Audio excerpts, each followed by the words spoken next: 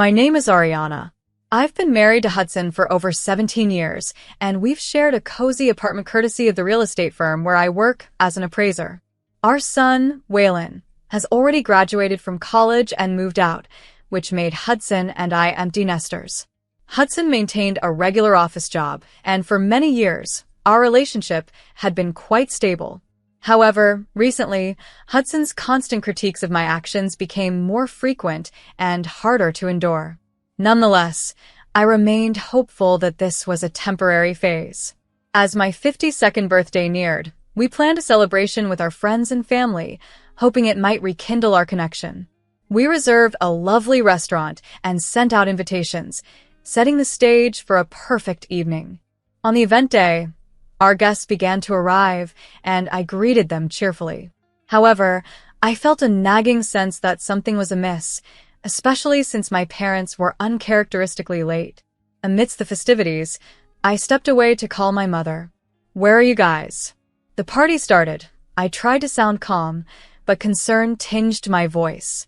After a pause, my mother chilled me. "Ariana, darling, I'm so sorry. Your father passed away this morning." I was struck dumb with shock and disbelief. "No, that can't be true," I managed, but my mother's sorrow confirmed the grim reality. She had intended to tell me the next day, to not ruin my celebration. Returning to the party in a daze, Hudson noticed my distress and immediately asked what was wrong. I told him through tears about my father. His response was startling. "That's terrible, Ariana, but we can't cancel the party now. Everything's been paid for, and it wouldn't be fair to our guests." I was stunned by his insensitivity. Unable to comprehend his lack of empathy, I announced to everyone that I had to leave to be with my mother and encouraged them to stay and enjoy the celebration. As I headed for the door, Hudson called after me, suggesting I was being dramatic and could visit my mother the next day. Angered and heartbroken by his reaction, I left him there, speechless, as I rushed out into the cool night air. When I arrived at my childhood home, I found my mother in the dark, clutching one of my father's sweaters. Her eyes, red and swollen from crying, met mine. As we embraced, the grief we shared was palpable. Sitting with her in the silent, dimly lit room, I realized my life had irrevocably changed, not just because of my father's death, but because I had seen the true nature of my husband on a day that should have brought us closer. On the day of the funeral, I stood beside my mother, accepting condolences with Waylon by my side, offering his quiet strength. As we faced this profound loss together, I understood the depth of the bonds that truly mattered. As I looked around at the gathering after the funeral service, I noticed the glaring absence of Hudson and his family. Their absence felt like a stark betrayal. Later, as we regrouped at my mother's home, Waylon confronted me, puzzled and upset. "Mom, where's Dad and Grandma and Grandpa?" I could only shake my head, a mix of anger and disappointment bubbling up as I replied, "I don't know. Honey, they didn't come." Waylon was visibly frustrated, and I could hardly blame him. That evening, after the guests had left and my mother drifted into a weary sleep, I called Hudson, unable to mask my frustration. "Where were you today?" I demanded. His excuse was that he and his parents had gotten sick, supposedly from something they ate at the birthday dinner. The timing was too convenient, and I couldn't hide my skepticism. "All three of you? You couldn't make it to my father's funeral? Do you realize how that looks, how that feels?" His apology felt hollow, and I hung up, too angry to continue the conversation. In the weeks that followed, my mother's health deteriorated, and she sank into a deep depression.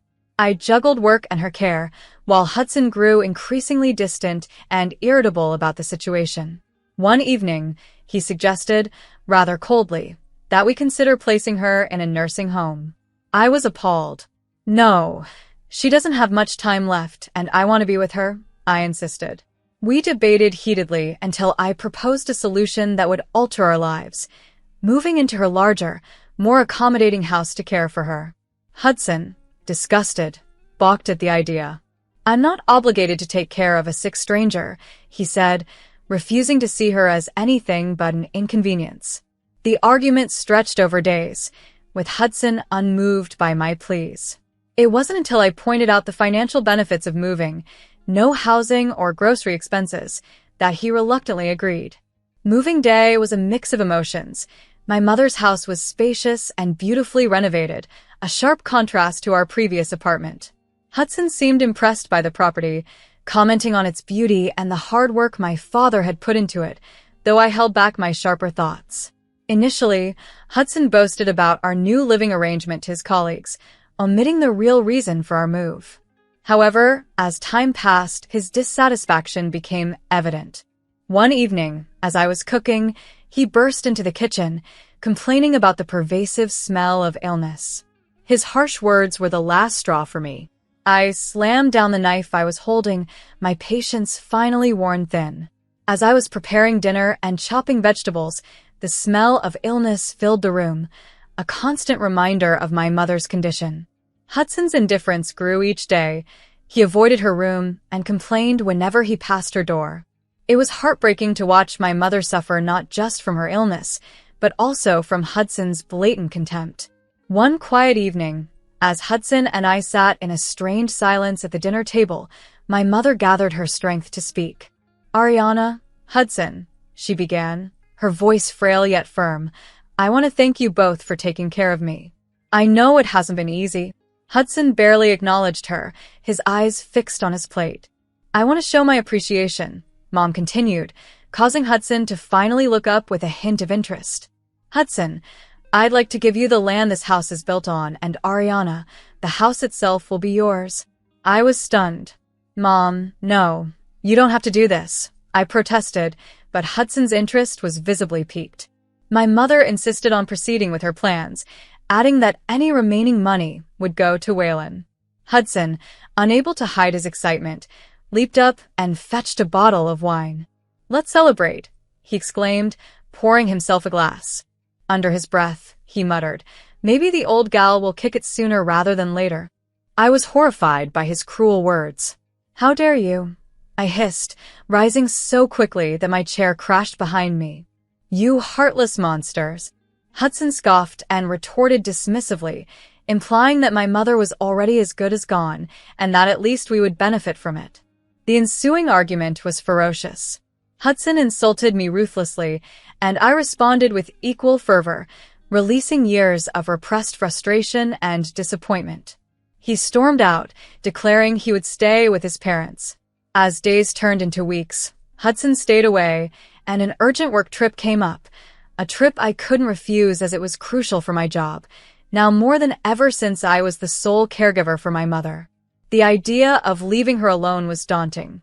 I discussed my dilemma with her, and with typical selflessness, she suggested a temporary stay in hospice care. "It's just while you're away," she reassured me. "Those places are comfortable, and I'll be well taken care of." Tears filled my eyes as I agreed, heartbroken yet knowing it was the best option. We arranged her hospice care, and I prepared for my trip, feeling a mix of relief and sorrow.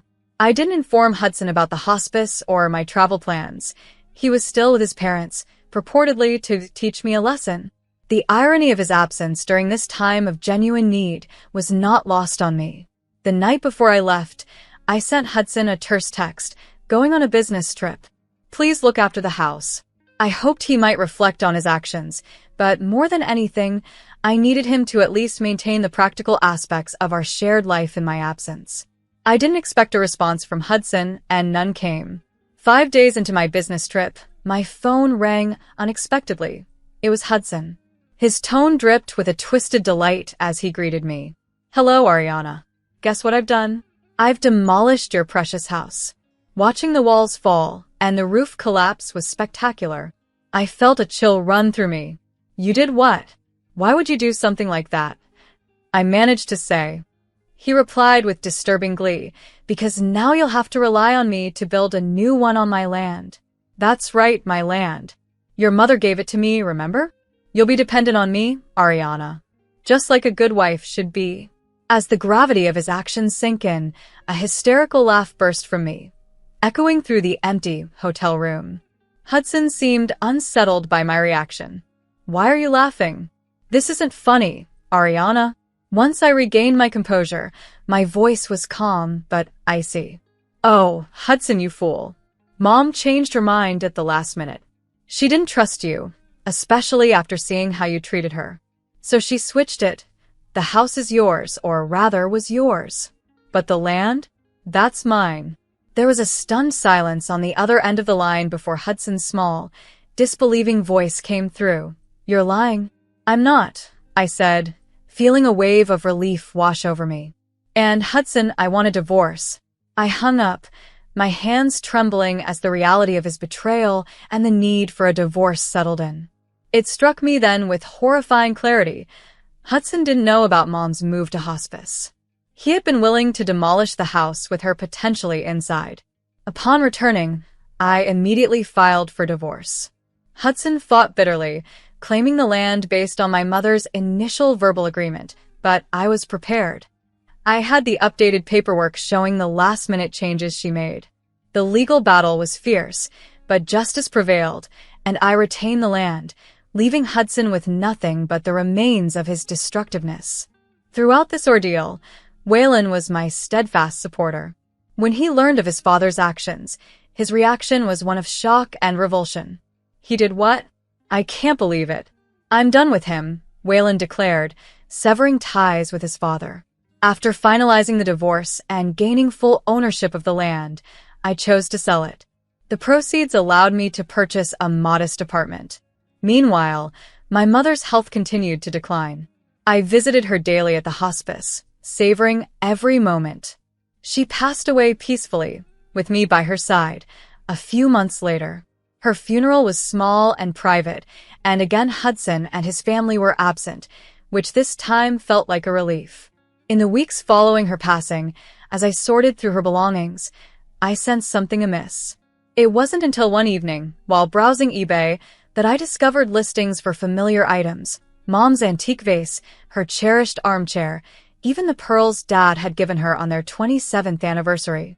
Anger coursed through me as I realized Hudson was behind this. The next morning, fueled by a mix of fury and resolve, I drove to Hudson's parents' house. My hands gripped the steering wheel so tightly that my knuckles turned white, ready to confront him and reclaim what was rightfully part of my heritage. When I arrived at Hudson's parents' house and knocked, it was my former father-in-law who answered the door. He appeared surprisingly frail and pale, which caught me off guard. Are you okay? I asked impulsively, concerned by his gaunt appearance. He twisted his face in anger and snapped back, I'm perfectly healthy, unlike your parents. His harsh words stung, and I responded more out of reflex than a genuine apology. I'm sorry. My real purpose came forth as I continued. I've seen my mother's items for sale online. I want them back. Hudson's mother joined us at the door, her expression one of feigned concern. Oh, Ariana dear, those things belong to us now. After all, the house was Hudson's when your mother passed. My frustration mounted. That's not how it works, and you know it. Those are my family's heirlooms, and I want them back now. They refused, and the ensuing argument turned bitter and loud. Eventually, they shut the door in my face, but I was far from defeated. Determined, I headed straight to the police station and filed a report. Faced with potential legal action, Hudson's parents reluctantly returned my mother's belongings. The jewelry, the furniture, everything. 7 months had passed since the dust settled on my divorce and the ordeal with Hudson's family. Life had slowly started to find a new rhythm, and I was beginning to heal from the wounds of betrayal. Then, unexpectedly, I received news that shattered our fragile peace. My former father-in-law had passed away from cancer, which had been in its advanced, untreatable stages by the time it was diagnosed. Despite our strained relations, I felt a pang of sympathy. No one deserved to suffer that way. My empathy, however, was soon tested when I received a summons to the notary's office for the reading of his will. Hudson, his mother, Waylon, and I were all called to attend. The atmosphere was tense. Hudson avoided looking at me, treating me as if I were a stranger, while his mother couldn't hide her disdain. How dare you show your face here, you ungrateful gold digger, she hissed as I took my seat. I kept my composure, and Waylon offered his hand in silent support. The notary began to read the will, and the contents took everyone by surprise. My former father-in-law had left his house to Waylon, while the land and money were bequeathed to Hudson and his mother. Hudson and his mother erupted in anger. "This is outrageous," Hudson yelled. "Everything should have come to us. We're his real family." The notary adjusted his glasses and calmly stated, "The will is legally binding. Mr. Matthew was of sound mind when he made these decisions. You won't be able to contest this in court." As we left the office, I noticed Waylon was deep in thought and unusually quiet. I gave him space, knowing he would talk when he was ready. 3 weeks later, I was enjoying a moment of peace in my apartment when my phone rang. It was my former mother-in-law. Her voice panicked. "Ariana, you have to come quickly. Your son, he's gone mad. He's hired construction equipment to tear down the house." Rushing to the scene, I found chaos. Heavy machinery loomed over the house, and Waylon stood resolute. Hudson and his mother were frantic, pleading with the construction workers to stop. Waylon approached me, his expression determined yet calm. "Mom, I know this might seem extreme," he began, preparing to explain his drastic decision. Waylon looked at me with a resolve that was hard and sharp. "It's retribution for what they did. To Grandma's house. To you. To us," he explained. I nodded, understanding the swirl of pain and anger that fueled his decision. "I know, sweetie. I'm not here to stop you." He gave a nod to the foreman, and the noise of the destruction filled the air. Hudson and his mother's cries were lost amidst the sounds of crashing walls and breaking glass. As the house fell, my emotions were a storm. Part of me mourned the loss of what once was, memories of laughter and love that the house once held. But another part of me felt a cathartic release, a sense of justice being served. Weeks later, as I was settling into a peaceful evening, a knock interrupted my solitude. Opening the door, I found Hudson and his mother, their appearance ragged and worn. "Ariana," Hudson began, his voice a blend of desperation and veiled bitterness, "we need to talk. We have nowhere to go. We were hoping we could stay with you for a while." I was speechless. "Stay with me? After everything? You've always been so kind and responsible," his mother chimed in, her eyes pleading. The audacity of their request left me reeling. These were the people who had inflicted so much pain, who had disrespected my mother in her final days, now seeking my charity. "No," I replied with finality, "absolutely not." Their faces fell, but I continued, my voice firm as years of suppressed frustration and hurt surged. "Have you forgotten how you treated my mother? How you labeled her a burden? How you were ready to destroy her house while she might have been inside, just to spite me?"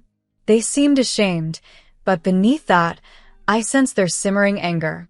"We've made mistakes," Hudson admitted reluctantly. "Where are we supposed to go?" he added. Taking a deep breath, I steeled myself. "That's not my problem anymore. You made your choices, and now you must live with the consequences, just like I had to." They left, muttering under their breath. After they were gone, I immediately blocked their numbers. I wanted no further disturbances from them. Through mutual friends, I later learned that Hudson had sold the land where the demolished house once stood. With the money, he purchased a small apartment in a rundown part of the city. Mentioning this to Waylon during one of our dinners, he snorted, "That's where they belong," his tone bitter. "In a crumbling apartment, surrounded by decay. It's fitting, isn't it?" I nodded, feeling a complex mix of emotions. There was a twinge of pity for Hudson and his mother, now reduced to such a state. But the larger part of me remembered all the harm they had caused, the harsh words and cruel actions. The past months have been transformative for me. My career at the real estate company was thriving, and I had recently received a generous quarterly bonus. Being recognized for my hard work was gratifying, especially after such a tumultuous period. Running my hand over the smooth surface of my mother's restored old writing desk, I felt a connection to her. The familiar grain of the wood evoked memories of her sitting there, writing letters, and managing her finances. It felt as if a part of her was still with me, guiding me as I rebuilt my life. The ringing of my phone interrupted my reflections. It was Waylon, his voice buzzing with excitement. As I answered the phone, Waylon's voice brimmed with excitement. "Mom, I've got news," he announced eagerly. "What is it, honey?" I asked, though I had a hunch about what he might say. "I proposed to Melody, and she said yes." My heart overflowed with joy. Melody was a wonderful young woman, kind and intelligent, and she truly brought out the best in Waylon. "Oh, sweetheart, that's wonderful news. I'm so happy for you both." We talked for a while about their plans for the future, and then Waylon's tone shifted to something more serious. "Mom, there's something else I want to talk to you about, the wedding. I've decided I don't want to invite Dad or Grandma. After everything they've done, I don't want them there on the happiest day of my life." I took a deep breath, understanding his decision. "Waylon, it's entirely your decision. Your wedding day should be a celebration of love and joy, surrounded by people who truly care about you and Melody. If that's what feels right for you, then I support you completely." After we hung up, my mind lingered on Hudson and his mother. I didn't actively seek information about them, but snippets of their lives reached me occasionally. The last update was that Hudson was working 2 jobs to make ends meet, still living in that rundown apartment with his mother. They had tried to control and break me, but instead, they found themselves struggling in the mess they'd made, while I had emerged from the ordeal stronger and more resilient. I picked up a framed photo of my parents from the newly restored side table. Gazing at it, I whispered, "I wish you could see this, Mom and Dad. I think you'd be proud." Their memories and the values they instilled in me continued to guide me, reinforcing my resolve to live a life filled with integrity and love, a stark contrast to the bitterness and regret that seemed to fill Hudson and his mother's days. My parents' legacy was a beacon in my journey, and I felt their quiet approval in my heart as I navigated this new chapter of my life.